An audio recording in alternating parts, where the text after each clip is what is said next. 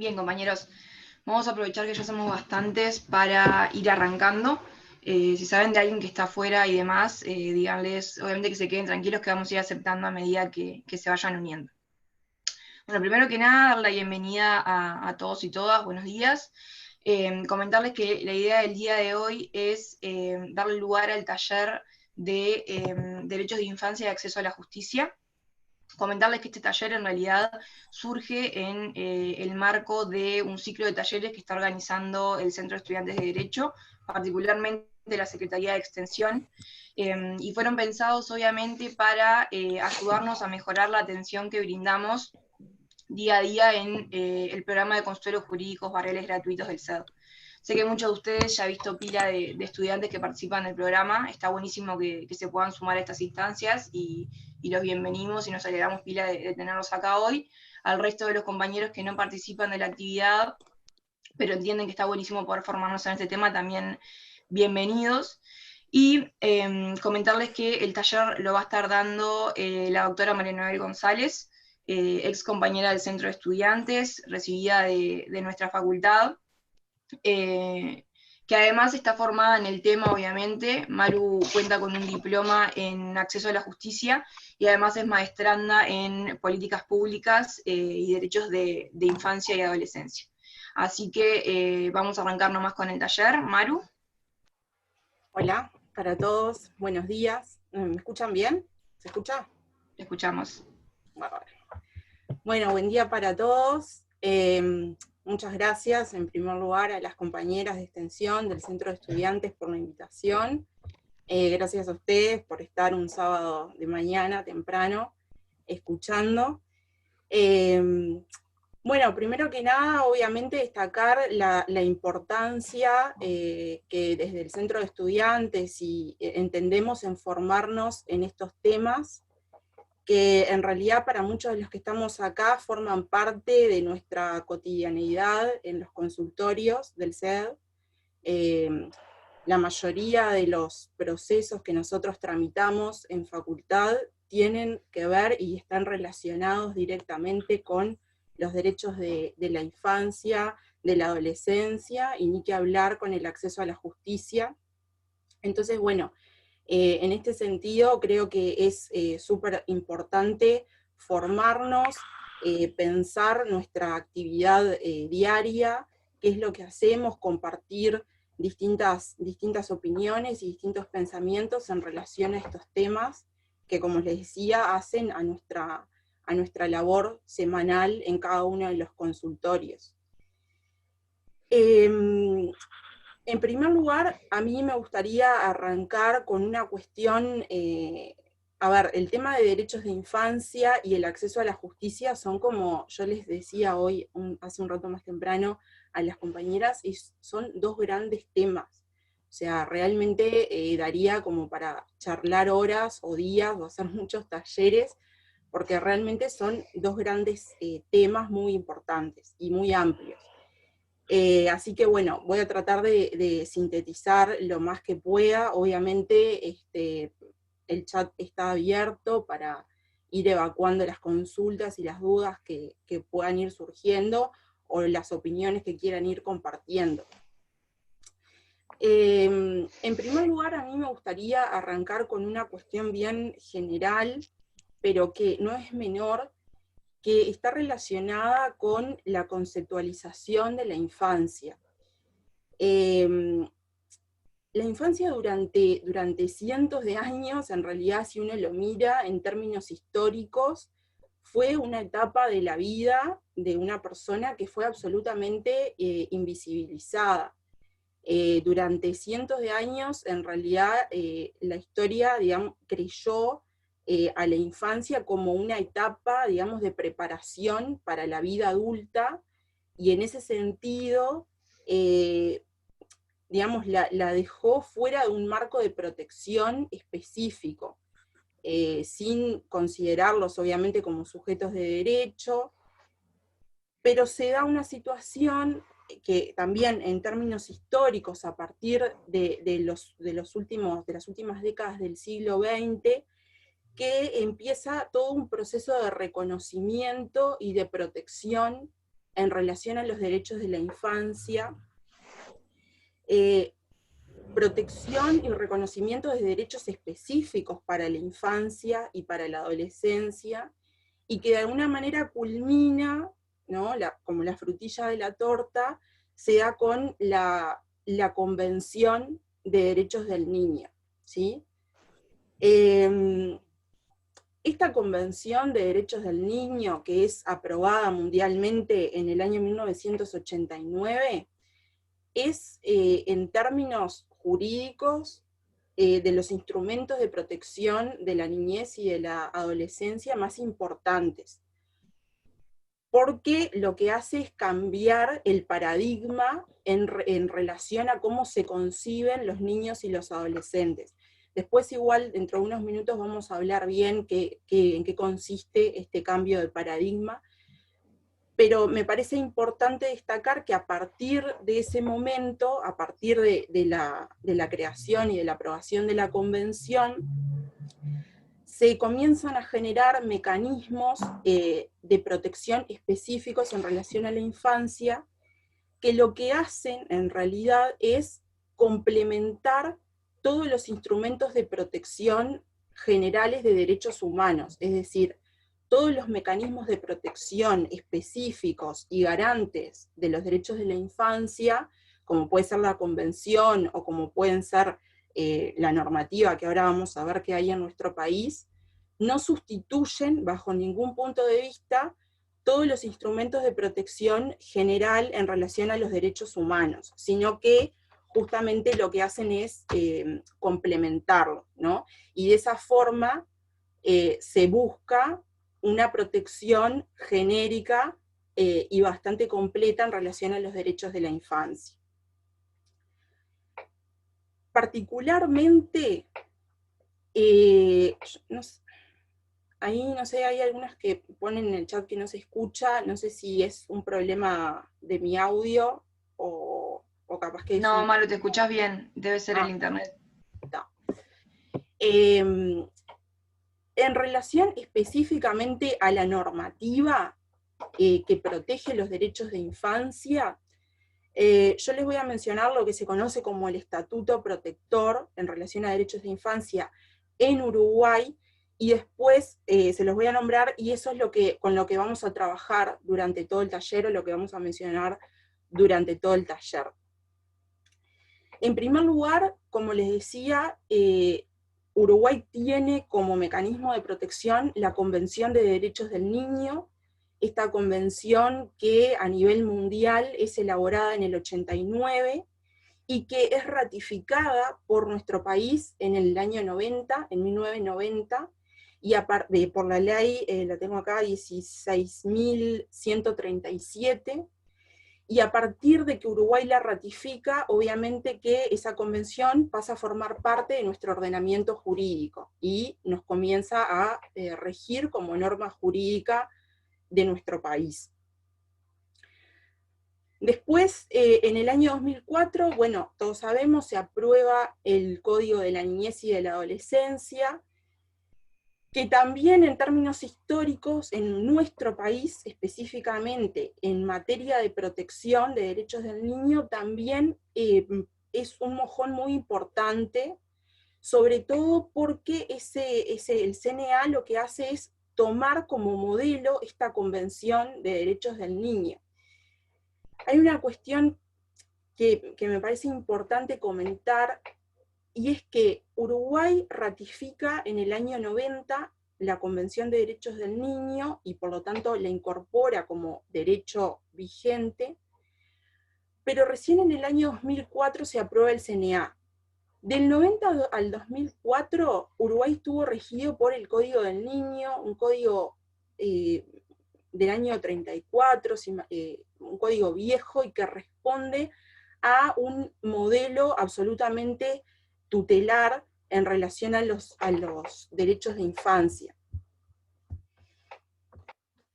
Y Uruguay fue bastante criticado, sobre todo a nivel internacional, y fue observado por el Comité de Derechos del Niño, porque existía una contradicción muy fuerte en su normativa, porque por un lado tenía la Convención de Derechos del Niño, como un instrumento absolutamente garantista de protección, entendiendo a los niños como sujetos de derecho, y por otro lado tenía un código del niño con un modelo de concepción de la niñez y de la adolescencia absolutamente antagónico, basado en un modelo protector, que es lo que ahora en un ratito vamos a ver. Así que cuando surge, cuando en Uruguay se aprueba el CNA, realmente es un paso muy importante que damos a nivel de protección de derechos de infancia. Después tenemos, dentro de lo que se conoce como este estatuto protector, la ley 19.747, que es una ley muy reciente, es una ley de junio del año pasado, del 2019, que lo que hace es modificar todo un capítulo del Código de la Niñez en relación a la protección de los derechos de los niños vulnerados, y sobre todo para mí es muy importante particularmente un par de artículos, el 118 y el 119, del CNA, que están modificados por esta ley, porque introduce cambios súper importantes en relación a la defensa de los niños y de las niñas y de los adolescentes en los procesos, y está muy vinculado también con el acceso a la justicia. Eso lo voy a comentar más en profundidad al final del taller. Después tenemos la ley 19.580, que es la ley de violencia basada en género, que también es una ley bastante reciente en nuestro país, y que sin duda también incorpora mecanismos de protección específicos para niños, niñas y adolescentes víctimas de violencia de género. Y por último, la ley 19.643, que es la ley de prevención y combate de la trata de personas, que también introduce mecanismos de protección y garantías en relación a este tema. Y después, dentro de lo que es este estatuto protector, a mí me gustaría mencionar dos instrumentos que, si bien no forman parte de nuestro ordenamiento jurídico, porque no son normas jurídicas, sí me parece muy importante tenerlas en cuenta cuando nosotros hablamos de protección de niños, niñas y adolescentes. Estos dos instrumentos son, por un lado, las observaciones del Comité de Derechos del Niño. Este Comité de Derechos del Niño, que gira en torno de las Naciones Unidas, habitualmente elabora observaciones y recomendaciones en relación a temas de niñez y adolescencia, y particularmente yo me voy a referir en el taller a dos, que es la observación número 12, que es la que está relacionada con el derecho que el niño tiene a ser escuchado, a ser oído, no solamente en un proceso judicial, sino en cualquier ámbito de su vida. Y la observación número 14 del Comité de Derechos del Niño, que hace mención a el interés superior del niño. Y en segundo lugar, como otro instrumento que me parece siempre importante tenerlo presente en estos temas, son las reglas de Brasilia, que las reglas de Brasilia en realidad lo que hacen es de alguna manera consagrar estándares básicos en relación al acceso a la justicia. Son unas 100 reglas aprobadas en el 2008, y particularmente algunas de ellas, que también se las voy a mencionar durante el taller, hacen referencia a la protección y el acceso a la justicia de niños, niñas y adolescentes. En primer lugar, como ya para ir profundizando un poco en el tema, nosotros tenemos que pensar y tenemos que en esta concepción y en esta nueva forma de concebir a la infancia y los derechos de la infancia y de la adolescencia, de lo primero que tenemos que hablar cuando hablamos de niñez y adolescencia es que estamos hablando de sujetos de derecho. ¿Ah? Y esto que para nosotros puede sonar como un poco obvio y algo con lo que trabajamos a diario o con lo que mencionamos a diario, en términos históricos realmente la concepción de los niños como sujetos de derecho es algo absolutamente reciente. Es algo que a nivel normativo se consagra en el año 89 a partir de la Convención de Derechos del Niño. Y de ahí recalcar la importancia de la Convención en el sentido de que hace realmente un cambio de paradigma en la forma de entender la infancia y la adolescencia. Nosotros pasamos de una etapa previa a la concepción a la aprobación de la Convención, en donde se partía de una concepción de los niños, niñas y adolescentes como objetos de derecho. Objetos de derecho a los que son objetos de protección, de tutela, de control absoluto por parte del Estado, de las familias, de la sociedad en general,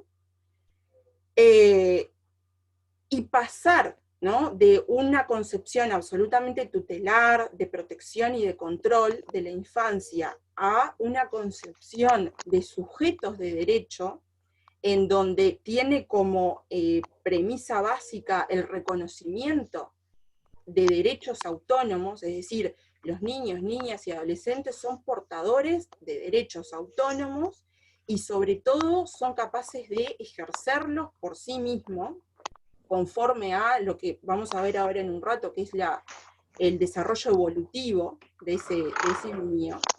Realmente esto implicó un cambio fundamental en la concepción y de ahí en la forma de legislar.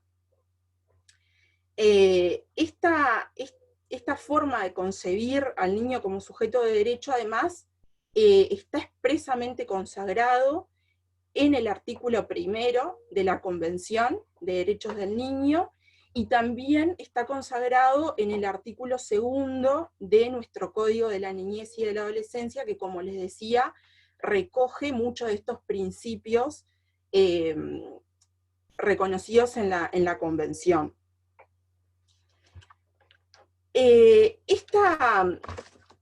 Este cambio de paradigma y esta forma de concebir a los niños, niñas y adolescentes como sujetos de derecho, con todo lo que eso implica, se sustenta o tiene como consecuencia 3 grandes principios o 3 grandes pilares.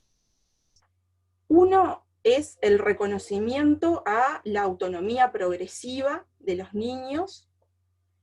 En segundo lugar, es el reconocimiento a el interés superior del niño.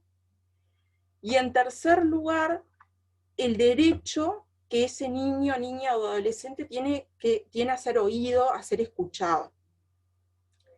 Entonces, toda la convención y de ahí toda la normativa que surge a partir de la convención se sustenta en estos 3 principios fundamentales. ¿Tá? En relación, a mí me interesa en este taller trabajar o mencionar justamente estos 3 principios. En primer lugar, cuando nosotros hablamos de autonomía progresiva, este gran principio que está reconocido en el artículo 5 y 12 de la Convención de Derechos del Niño, en forma expresa, estos artículos, el 5 y el 12, reconocen la autonomía progresiva de los niños, y también nuestro CNA, en el artículo 8, reconoce también la autonomía progresiva, y esto que yo les decía de las reglas de Brasilia, que si bien no son normas jurídicas dentro de nuestro país, pero sí son instrumentos a tener en cuenta, particularmente la regla de Brasilia número 5 y la 78, hablan expresamente del reconocimiento a la autonomía progresiva de los niños, niñas y adolescentes. ¿Qué es la autonomía progresiva?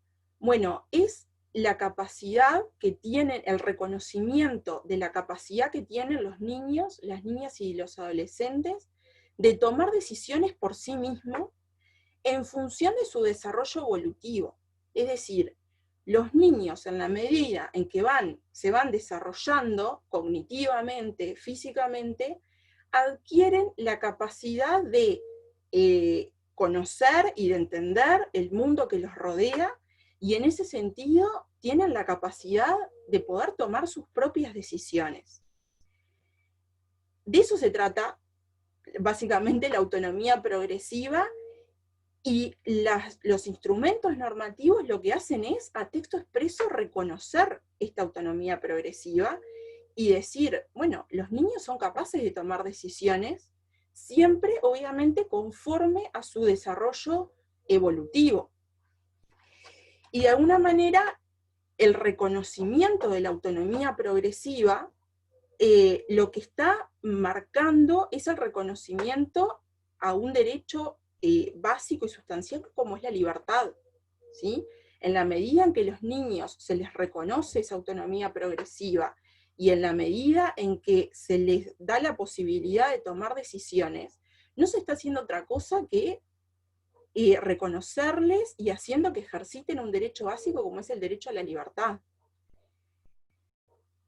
Y acá me parece interesante porque siempre, por lo menos lo que he visto cuando se habla de la autonomía progresiva y se pone sobre la mesa este tema, siempre de alguna manera queda como en el aire sonando una tensión, una especie de tensión entre lo que puede ser esta libertad que se le da a los niños a partir del reconocimiento de su autonomía progresiva, y cómo esa libertad entra en tensión con la protección, ¿no? Siempre cuando hablamos de este tema hay una tensión entre lo que es la libertad y la protección, es decir, hasta dónde doy libertades, hasta dónde protejo, y muchas veces lo que se ha visto es que en la práctica, digamos, esa balanza se inclina habitualmente, hay una tendencia a inclinarla hacia la protección, ¿no? Es decir, de alguna forma, quienes se atribuyen la cuestión de protección hacia los niños, que pueden ser el Estado, que puede ser la familia, siempre de alguna manera se atribuye esa capacidad de tomar las decisiones, es decir, la familia se atribuye esa capacidad de tomar decisiones, incluso muchas veces yendo en contra de lo que puede ser la voluntad que pueda tener el propio niño sobre determinados temas. Esto también, esta nueva forma de concebir la infancia y concebir los derechos de la infancia y de la adolescencia, y poner sobre la mesa esta cuestión de la autonomía progresiva y este reconocimiento, lo que hace de alguna forma es empezar a discutir o poner sobre la mesa la discusión sobre el ejercicio de la patria potestad, ¿tá?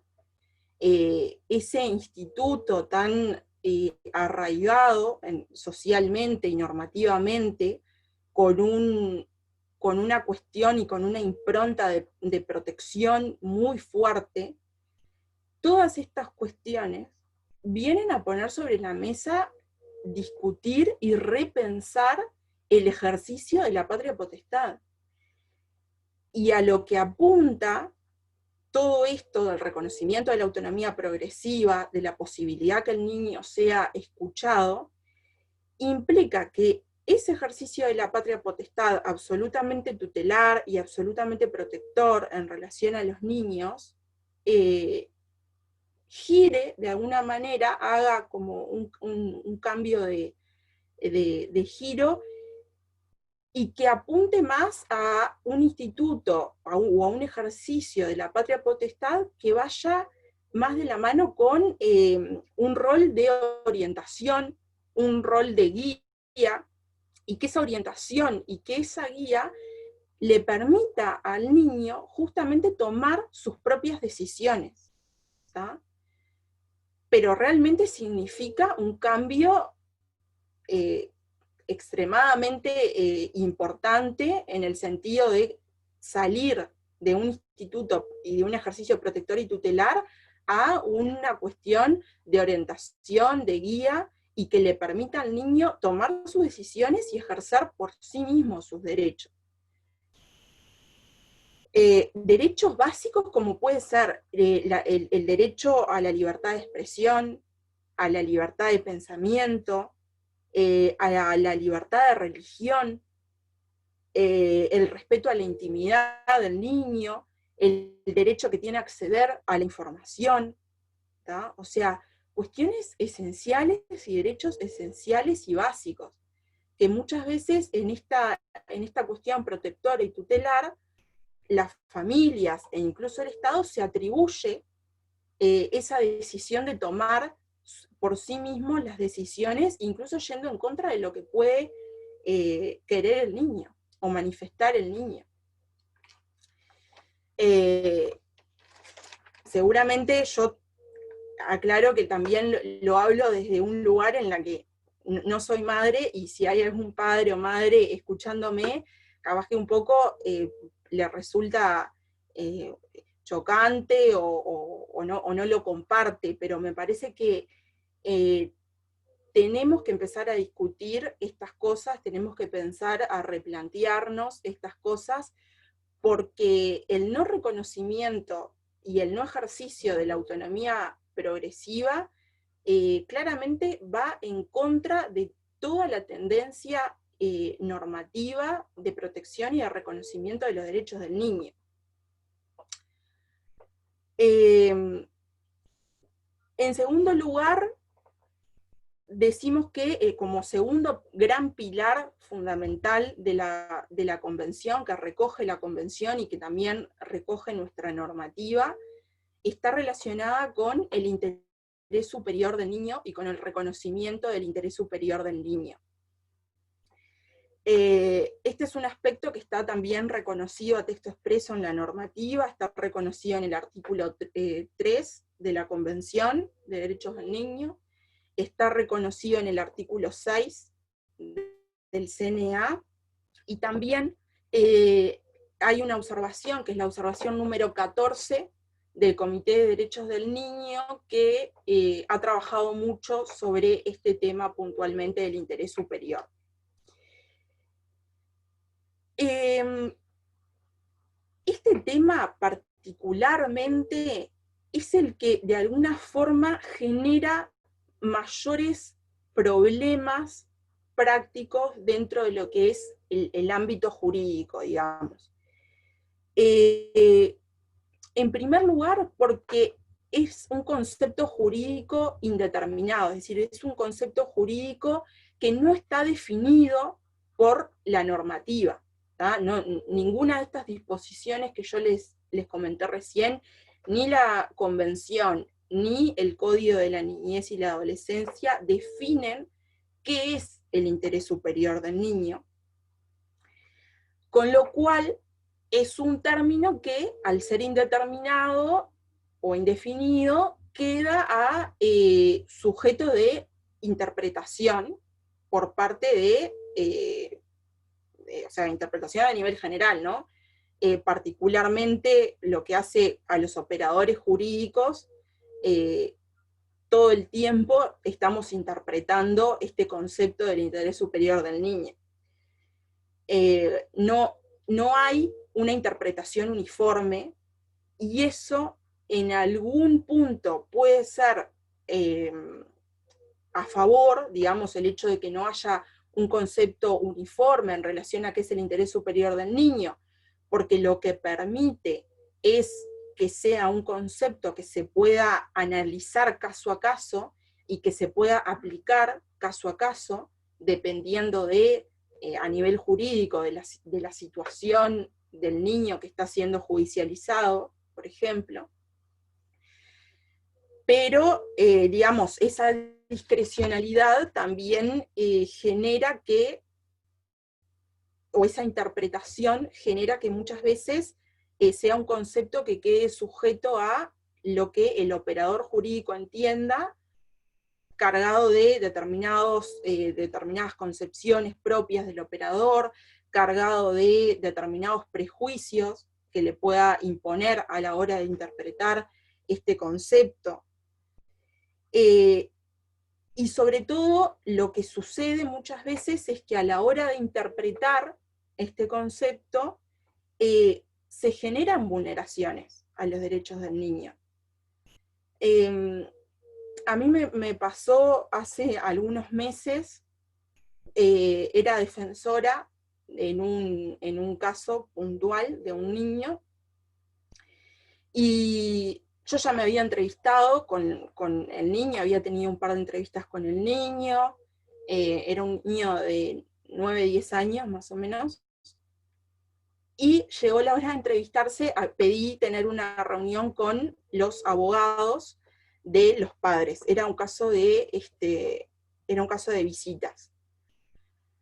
Cuando me reúno con los abogados de los padres, en esa reunión, en un determinado momento, se pone sobre la mesa, uno de los abogados pone sobre la mesa este concepto del interés superior del niño. Inmediatamente, el otro abogado también pone sobre la mesa este concepto del interés superior del niño, y yo que estaba, digamos, escuchándolos y observando esa situación, en realidad lo que veía era que esa interpretación que hacían del interés superior del niño era absolutamente cargada del interés que en realidad tenían los padres y tenían sus clientes.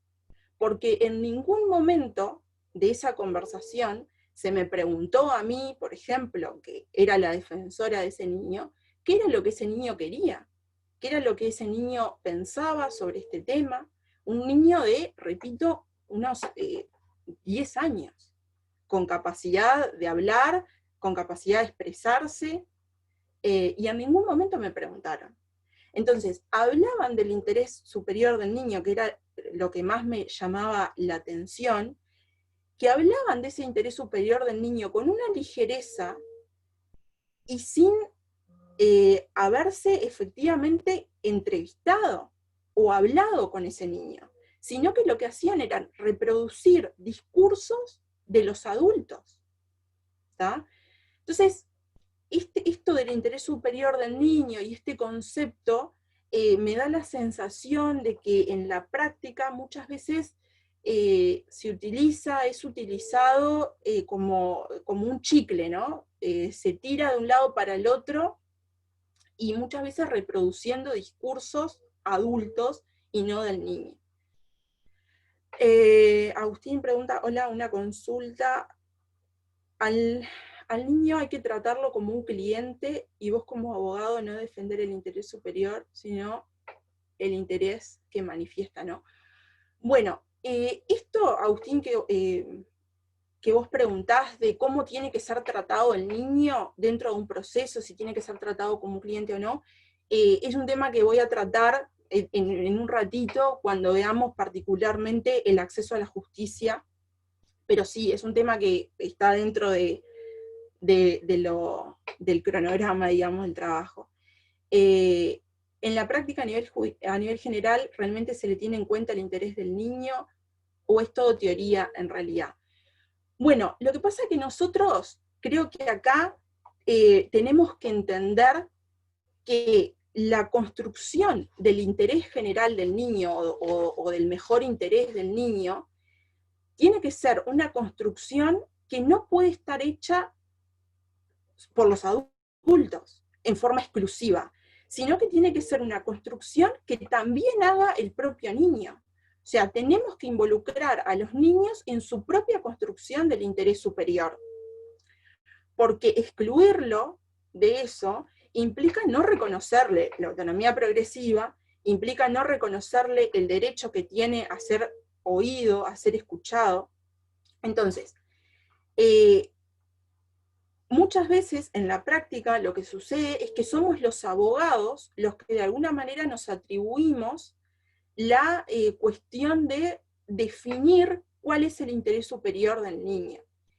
Y creo que esto tiene que ser una construcción que, en primer lugar, se construya en forma interdisciplinaria, es decir, psicólogos, abogados, trabajadores sociales, o sea, personas de confianza para el niño, personas que sean referentes para el niño, pero también tiene que ser una construcción que involucre al propio niño. El propio niño, niña o adolescente tiene que ser capaz de construir su propio interés general. Entonces me parece que esto tiene que ser algo que tenemos que reflexionar y sobre todo que tenemos que empezar a practicarlo. Porque a nivel judicial o en la práctica judicial no es algo que se vea muy a menudo. El niño tiene que participar, no dejarlo de lado, tiene capacidad de decidir sobre algunos aspectos importantes de su vida. Claro, sí, va por ahí. Justamente todo esto, todos estos tres pilares de la autonomía progresiva, el reconocimiento del interés superior y el derecho que tiene a ser oído, forman parte de, justamente del derecho que tiene a participar.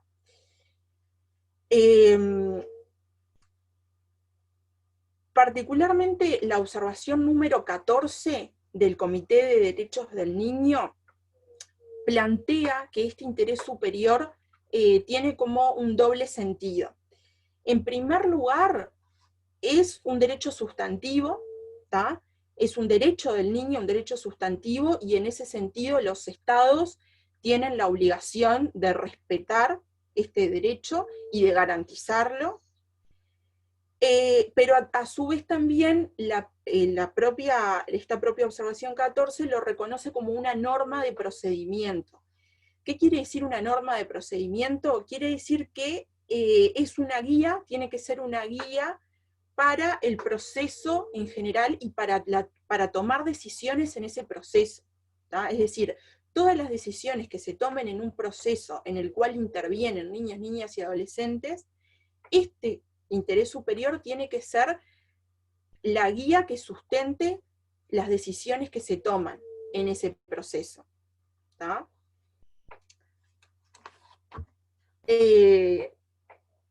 No sé si se va entendiendo, si alguno tiene alguna duda puntual, lo plantea en el chat. Y por último, digamos, dentro de esa trilogía de autonomía progresiva, reconocimiento del interés superior del niño, se complementa, ¿tá?, con este tercer pilar fundamental, que es el derecho que tiene el niño a ser oído o a ser escuchado. Alberto pone, además de la reunión con el niño, niña o adolescente, ¿qué otras medidas probatorias podían solicitarse por parte de los defensores? Eso, Alberto, cuando vayamos puntualmente a lo que es el acceso a la justicia, ahí comentamos un poco las medidas concretas que se pueden tomar, sobre todo porque en realidad ahí hay una modificación importante al CNA, al artículo 119 del CNA, que es la participación del defensor en ese proceso. Así que ahora en un ratito contesto esa pregunta. Entonces les decía, en tercer lugar, tenemos el derecho que tiene el niño o niña a ser oído, que complementa todas estas cuestiones anteriores. Es decir, nosotros no podemos pensar en un reconocimiento de la autonomía progresiva, no podemos pensar en hablar del derecho, del interés superior del niño, si no lo escuchamos, si no oímos lo que ese niño o niña o adolescente tiene para decirnos. Este derecho puntualmente está reconocido en el artículo 12 de la Convención de Derechos del Niño, está reconocido también en el artículo 8 del CNA, y además la observación número 12 del Comité de Derechos del Niño también trabaja mucho sobre este aspecto. Entonces, como le decía, lo que hace es completar esta protección integral, dándoles la oportunidad de que sean escuchados y que sean partícipes de su propio interés. Hay una cuestión, y es que, yo le decía recién, esto está reconocido en la Convención como una obligación para los estados, ¿tá? El artículo 12 de la Convención de Derechos del Niño expresamente obliga a los estados a que reconozcan y a que garanticen este derecho, pero les da digamos, deja abierta la posibilidad de que cada estado lo instrumente conforme a las posibilidades de ese propio estado. Entonces, la Convención no dice la forma en la cual se tiene que instrumentar este derecho. Entonces, el artículo 8 del CNA, que también recoge este gran principio del derecho que tiene del niño a ser oído, tampoco establece un mecanismo concreto, ¿tá? La realidad es que nosotros no tenemos un mecanismo concreto que diga cómo el niño tiene que ser escuchado. Y sobre todo a mí, esto me genera la pregunta, o me genera una serie de preguntas que están relacionadas con ¿qué es escuchar a un niño?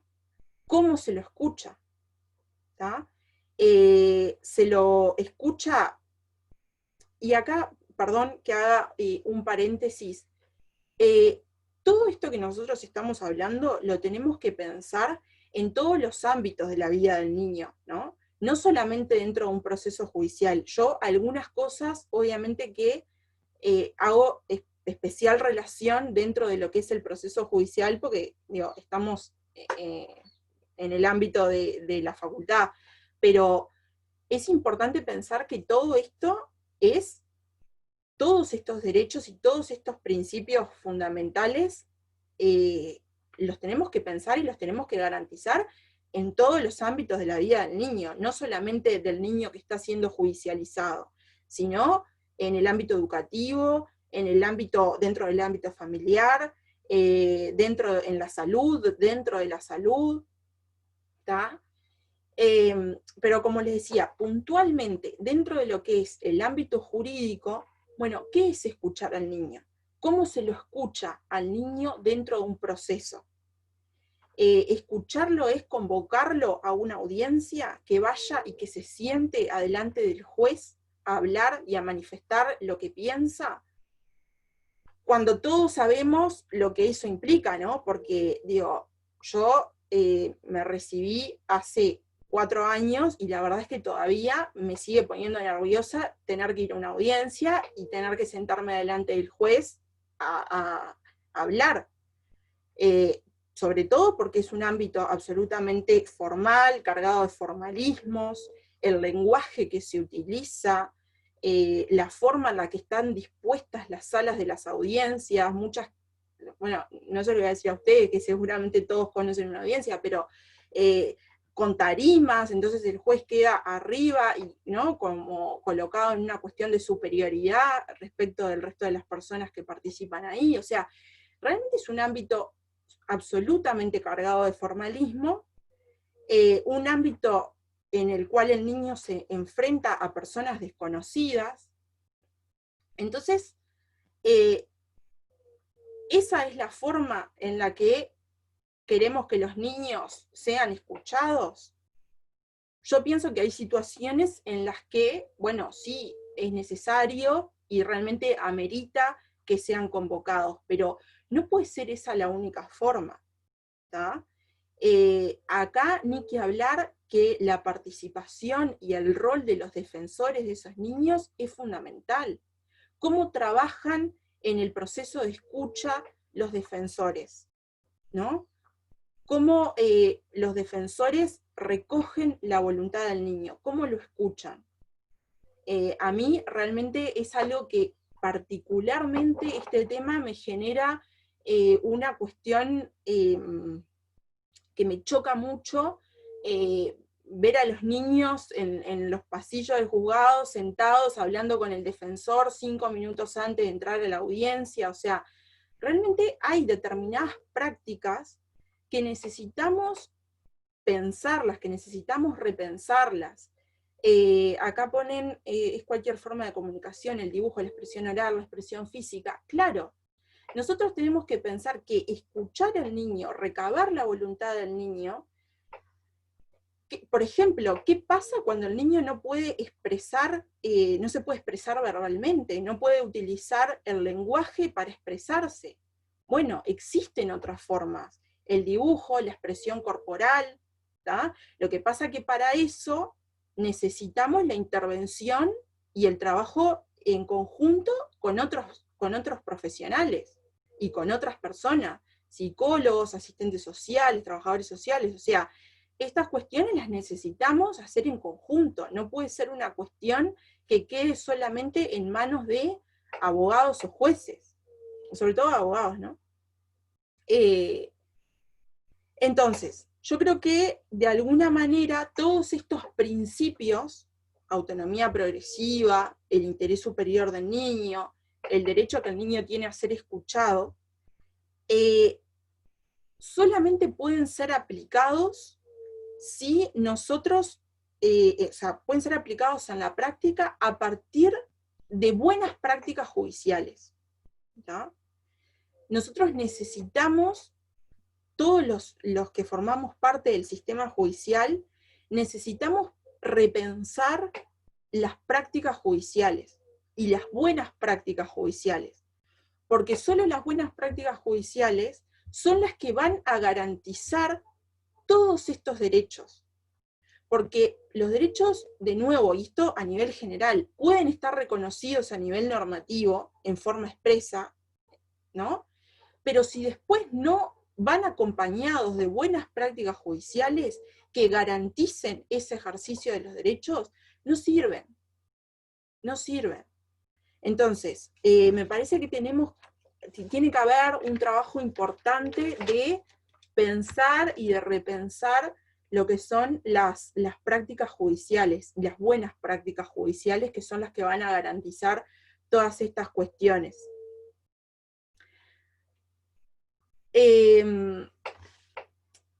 Ahora, en lo último, eso último, la interdisciplina es fundamental. Hay que bajar del pedestal el conjunto de operadores jurídicos en estos temas para empezar a combatir la violencia institucional a la que se ven expuestos los niños y adolescentes. Sí, yo creo que acá los operadores jurídicos tenemos que de alguna forma tener, por un lado, y esto es una cuestión absolutamente personal, pero tenemos que tener, por un lado, la suficiente humildad y la suficiente responsabilidad para poder llevar adelante estas cuestiones y garantizar el acceso a la justicia y garantizar el respeto de los derechos de los niños, niñas y adolescentes. Evelyn, Maru, ¿qué podemos hacer como parte si el defensor del menor en un proceso realmente no tiene ningún tipo de espacio o instancia para escuchar al niño? Bueno, esto acá es fundamental, ¿no? Y es algo que, por lo menos en lo personal, critico mucho, que es el trabajo que hace el defensor. Pero acá, en relación a esta pregunta concreta, esto que yo les decía de la nueva modificación que se hace en junio del 2019 al CNA, introduce un cambio fundamental en relación a este tema, pero todavía en unos minutos voy a llegar a eso. ¿Cómo todo esto, de alguna forma, todos estos derechos de los niños, niñas y adolescentes se garantizan y se relacionan con el acceso a la justicia, ¿no? Nosotros lo primero que tenemos que pensar cuando hablamos del acceso a la justicia es que el acceso a la justicia debe ser entendido como un derecho humano, ¿tá? El acceso a la justicia es un derecho humano fundamental. Y es el que de alguna forma nos abre la puerta, nos habilita el ejercicio de cualquier otro derecho, ¿tá? O sea, este derecho del acceso a la justicia transversaliza todos los derechos.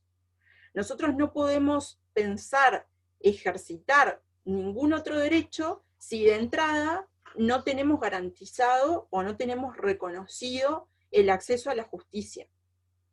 Entonces, tiene que ser pensado y tiene que ser visto en clave de derecho humano, fundamental. Pero de alguna forma todos sabemos, o todos los que trabajamos en este ámbito, sabemos que existen determinadas limitaciones o determinados impedimentos para acceder a la justicia. O lo que se llaman las barreras de acceso a la justicia. Esas barreras están relacionadas con cuestiones económicas, ¿tá? Muchos de nosotros, los que participamos de los consultorios del SED, quizás es la que nos resulta más visible, cómo el factor económico es determinante para acceder a la justicia, pero no es la única. Existen otro tipo de barreras que están relacionadas con cuestiones de género, que están relacionadas con cuestiones culturales, que están relacionadas incluso con la edad, ¿tá? El acceso a la justicia por cuestiones de edad muchas veces se torna también una barrera y se torna una limitante. Y además también hay otro tipo de barreras que no es menor, que es las propias barreras institucionales, es decir, las barreras que se generan dentro del propio sistema jurídico, desde adentro, que están relacionadas con la burocracia institucional, que están relacionadas con el enlentecimiento de la justicia, y con las propias prácticas judiciales, que también muchas veces se torna una barrera importante para acceder a la justicia. Puntualmente, en lo que hace a el acceso a la justicia en derechos de niñez y en niños, niñas y adolescentes, para mí hay dos cuestiones fundamentales. Una es el trato que se le da, y ahora empiezo a responder a algunas preguntas que hablaban, que hacían en el chat. Una es el trato que se le da a los niños, niñas y adolescentes dentro de un proceso, ¿tá? Y otra está relacionada con el rol de los defensores. En relación al primer aspecto, que es el trato que se les da a los niños, hay una cuestión fundamental, y es entender que los niños, niñas y adolescentes son parte de ese proceso. No son terceros que intervienen, sino que son parte, y tienen que ser tratados como parte, ¿tá?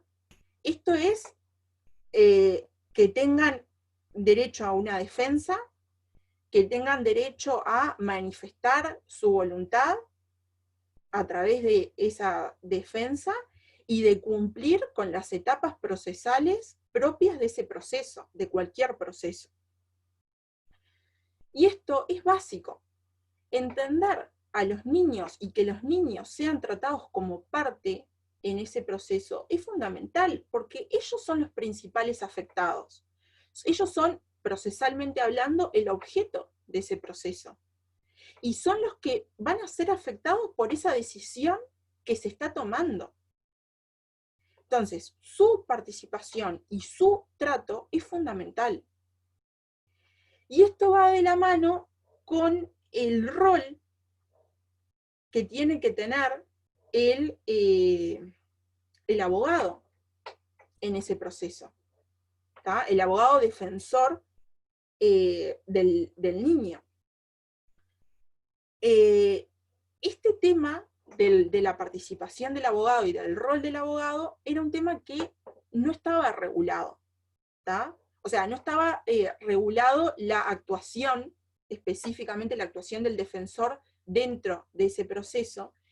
Y la ley que yo les decía al principio, que es la 19.747, que es de junio del 2019, que lo que hace es modificar todo el capítulo 11º del CNA, introduce un artículo que para mí es fundamental en materia de acceso a la justicia, porque habla de los deberes y la responsabilidad que tiene la defensa de ese niño, o de esa niña, de ese adolescente. Entonces, el artículo, lo primero que dice, que puede sonar básico y que uno lo lee y dice, pero esto es una cuestión básica. Bueno, todos o muchos de nosotros hemos visto cómo en la práctica esto no se da, que es, dice, sin perjuicio de otras responsabilidades inherentes al cargo, la defensa de niños, niñas y adolescentes tiene que, en primer lugar, entrevistar a quien defiende en el juicio de su actuación para interiorizarse de su situación y conocer su opinión y sus necesidades. O sea, los defensores tienen que entrevistarse con el niño. Y forma parte de una buena práctica no entrevistarse 5 minutos antes de la audiencia, ¿no? O sea, entrevistas reales, dedicándoles el tiempo que sea necesario, el tiempo que ese niño, niña requiera, lo cual va a depender mucho de su desarrollo evolutivo, de su desarrollo cognitivo, ¿tá? Pero la entrevista es básica y no estaba regulado a texto expreso. Entonces quedaba a la discrecionalidad del defensor, entrevistarse o no entrevistarse. Muchos defensores llegan a la audiencia sin haberse entrevistado con el niño. Y eso, para mí, en lo que hace a derechos de los niños y el acceso a la justicia, es sumamente grave. Y de alguna manera, por eso la importancia para mí de esta norma que dice, bueno, a ver, arranquemos por lo básico. Tengamos entrevistas con los niños, niñas y adolescentes. ¿Tá? En segundo lugar, habla de informarle y asesorarlo en relación a sus derechos. Otra cuestión fundamental. El niño tiene que ser, no tiene solamente el derecho de ser oído, sino que además tiene que ser informado, tiene que ser asesorado. Así como nosotros asesoramos e informamos a nuestros clientes adultos, tenemos que hacer lo mismo cuando somos defensores de un niño, o de una niña, o de un adolescente. Tienen que estar informados, tienen que saber, obviamente, acorde a su capacidad cognitiva, pero tienen que ser informados, ¿tá? Y acá, no voy a entrar mucho en ese tema, pero como lo dejo planteado como una cuestión que también me parece comentar, es el contenido de las sentencias judiciales. ¿Tá? Cuando los jueces dictan sentencias que están relacionadas, cuyo objeto se está resolviendo sobre un niño, una niña o un adolescente, no son sentencias, o sea, no están pensadas para que el niño las entienda. Y yo no digo que elaboren sentencias, digamos, con una redacción propia de un niño, para un niño de 5 o 6 años, pero sí me parece importante que el niño pueda entender esa sentencia, que el niño tenga a alguien que le explique esa sentencia, así como que le explique el desarrollo de todo el proceso, que lo informe. El 119 también habla de escuchar y tener en cuenta su opinión en todas las etapas del proceso, y en especial a la hora de tomar decisiones que afecten directamente sus condiciones de vida. O sea, de nuevo, es básico poder conocer cuál es la opinión del niño en relación a cuestiones que son decisivas y que lo van a afectar directamente, a corto plazo, a mediano y a largo plazo. ¿Está? A ver, cuando dice consultorio, Priscila dice, cuando dice consultorio jurídico, vi en audiencias cómo los defensores se conocían con el menor en la misma audiencia. Sí, es un poco lo que comentábamos recién, eso pasa. Pasa que los defensores conocen al niño en la propia audiencia, que se entrevistan con él 5 minutos antes. Todas estas cuestiones pasan, pero de ahí me parece la importancia de pensar estas cosas, de pensar en cómo elaborar buenas prácticas judiciales que apunten a cambiar con todas estas cuestiones. Porque hablamos mucho del interés superior del niño, hablamos del reconocimiento de la autonomía progresiva, hablamos del derecho que tiene a ser oído, pero después a la hora de ponerlo en práctica existen un sinfín de dificultades. Y creo que empezar a discutir sobre estos temas puede ayudar a cambiar un poco esta situación. Creo que esta normativa, el 119, va en ese sentido, porque de alguna forma creo que recoge todas estas prácticas no tan adecuadas y de alguna forma trata de subsanar eso. Silvia dice, las sentencias no están redactadas para que las entiendan muchas personas, ya que no todo quien llega a la justicia tiene la educación o preparación para entender tales sentencias o las que se hablan en el juicio, por lo que lamentablemente para redactar sentencias que un niño pueda entender lo escrito y lo hablado, en un juicio estamos muy lejos. Fernanda dice, hola, como abogados, las carencias técnicas obvias que tenemos para entrevistar en asuntos que no son visitas, ejemplo en abusos sexuales, ¿es correcto entrevistarnos, exponerlos y asesorarlos? Bueno, acá yo creo que entra en juego este trabajo que tenemos que hacer en equipo, ¿no? Esto que yo les decía, los abogados dentro de un proceso no nos podemos atribuir todas las competencias y no podemos pensar que podemos dar respuesta a todo y a todo encontrarle una solución. Creo que justamente tenemos que empezar a cambiar y a trabajar en equipo, con personas que están capacitadas para resolver situaciones puntuales que nosotros no lo estamos, porque no estamos formados para eso. Pero sí, esto entiendo fundamental, es que como abogados defensores, cuando seamos abogados defensores de los niños, es fundamental informarlos de todo. Tienen que estar informados, porque son sus derechos los que se están discutiendo en el juicio. Entonces, adoptando determinados criterios, me parece que sí tienen que ser informados. No estamos preparados para ciertas entrevistas, técnicamente no somos psicólogos, asistentes sociales, sí, obviamente, no lo somos, y por eso de ahí reconocer que no lo somos y reconocer nuestras limitantes y trabajar en equipo. Hola, no sé si aún en los consultorios participan estudiantes de psicología, porque el trabajo en equipo de diferentes disciplinas aporta. Bueno, creo, tengo entendido que en algunos consultorios, esto le corresponde un poco más a las compañeras responsables, pero en algunos consultorios se ha trabajado con equipos interdisciplinarios, con la participación de psicólogos y asistentes sociales.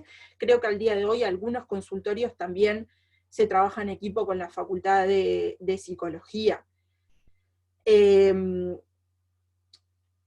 Bien, después, el 119 habla también de llevar adelante acciones judiciales necesarias para el restablecimiento, protección y efectividad de los derechos. requerir y tener en cuenta la opinión de técnicos y profesionales que hayan tenido conocimiento o intervención en la situación para que la defensa sea más adecuada a las características individuales de quien defiende y su contexto familiar y social. Esto también es fundamental.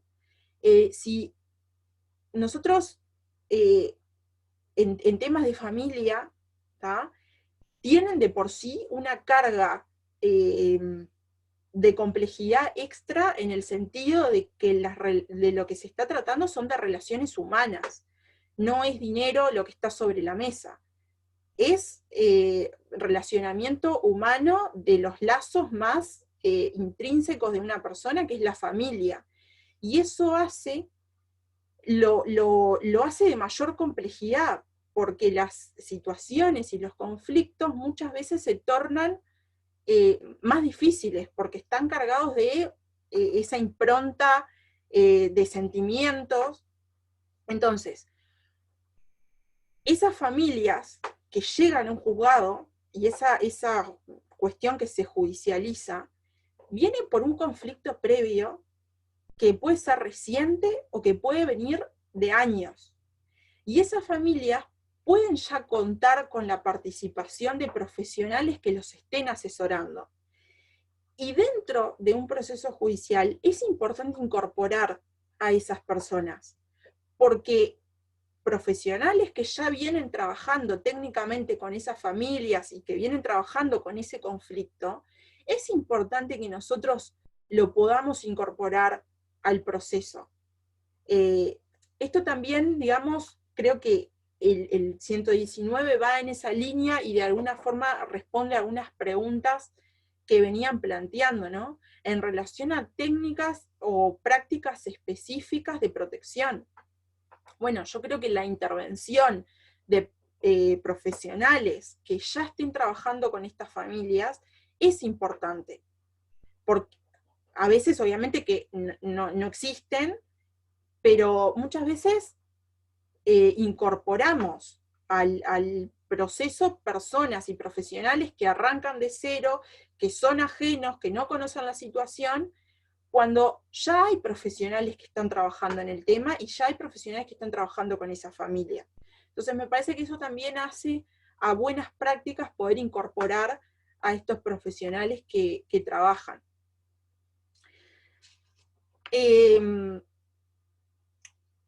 No sé si de alguna forma va quedando claro, se entiende, alguna duda puntual, creo que fui contestando, no sé si me quedó alguna. Victoria, si está prevista la apelación por parte, dice, sí, a ver, si está prevista la apelación por parte de los defensores, pero se usa poco en la práctica. Sí, o sea, los defensores, la apelación en los defensores o sea, es algo que tienen que hacer, ¿no? Tienen que apelar.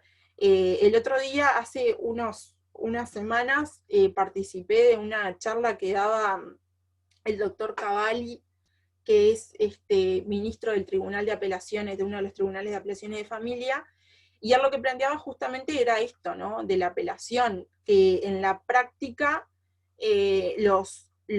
muchas veces sucede que los defensores no apelan las sentencias de primera instancia. No sé muy bien por qué, o cuál es el fundamento de no apelar, porque en realidad forma parte de la defensa.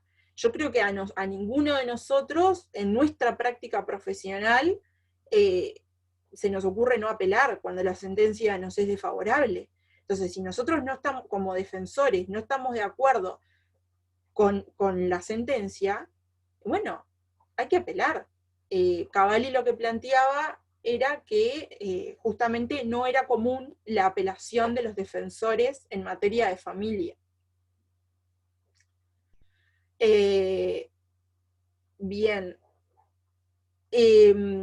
Yo no sé, creo que, no sé, chiquilinas, cómo estamos con el tiempo. Bien, bien, Maru, seguí nomás. No, yo creo que por acá era como como les decía, me parece que son dos grandes temas que da como para hablar mucho, son dos temas muy importantes. Creo que Uruguay ha avanzado muchísimo en materia de protección de derechos. Creo que este estatuto protector dado por las leyes es muy bueno. Acá ponen, recuerdo el caso de María, que fue complejo, la niña que se fue a España, me quedó un sabor amargo. Sí, fue un caso complicado, sigue siendo un caso complicado, que intervino la justicia uruguaya. Pero bueno, en realidad, como el caso María, hay muchísimos, ¿no? Creo que ese fue uno que particularmente adquirió notoriedad pública, pero situaciones de ese tipo lamentablemente vemos todo el tiempo en los juzgados. Como le decía, yo creo que Uruguay ha avanzado muchísimo en materia de protección de derechos de niños, niñas y adolescentes, pero también creo que, a pesar de todo, la infancia sigue siendo un sector de la población altamente vulnerable y de mayor vulnerabilidad. Entonces, me parece que falta muchísimo todavía por hacer, que se puede hacer mucho más, que queda mucho trabajo. Me parece que es fundamental para todos los que formamos parte, ¿no? Somos operadores jurídicos, pero también para los que participamos de la actividad del centro de estudiantes en los consultorios, me parece súper importante pensar nuestra atención y nuestra labor semanal con estas claves de protección y en clave de acceso a la justicia. Me parece que semanalmente nuestra participación es un poco a lo que apuntamos, justamente al acceso a la justicia y poder de alguna manera eliminar ciertas barreras que tiene cierto sector de la población en acceder a la justicia, pero creo que es fundamental pensar la actividad en clave de protección de derechos de niños, niñas y adolescentes, teniendo como eje estos 3 principios fundamentales, o 4, que es el niño como sujeto de derecho, su autonomía progresiva y el reconocimiento de la autonomía progresiva, el interés superior del niño, pensarlo desde la clave del niño y no hacer de este concepto un chicle, según desde el lado que estoy, cómo lo utilizo, y el derecho que tiene el niño a ser oído y a ser escuchado. Me parece que pensarlo desde ahí es fundamental y que es lo que puede ayudar a la construcción de mejores prácticas judiciales. No sé si hay alguna duda en particular, creo que traté de ir explicando las Estuvo preguntas que clarísimo, fueron Maru. surgiendo. A Buenísimo. mí particularmente es un tema que me apasiona, así que también quedo a disposición por si nada, alguna duda, alguna consulta, algún material específico en relación a esto, se los puedo también dar a las compañeras para que lo hagan circular sin problema. Sí, sin duda, Maru, creo que, como mencionabas antes, es súper importante que desde el programa sigamos reflexionando y buscando soluciones o mejoras a estas cuestiones. Así que nada, agradecerte de nuevo por tomarte este rato para estar con nosotros, por todo lo que aportas a la Secretaría y obviamente al consultorio, así que si no queda ninguna duda más, lo vamos dejando por acá y les comentamos que la semana que viene ya vamos a estar largando la segunda parte del ciclo, así que estén atentos a las redes sociales y nos vemos en estos días, si se puede. Bueno, muchas gracias a todos por la invitación y por haber estado ahí escuchando. Gracias, Gracias. Maru. Chau, chau. Chao.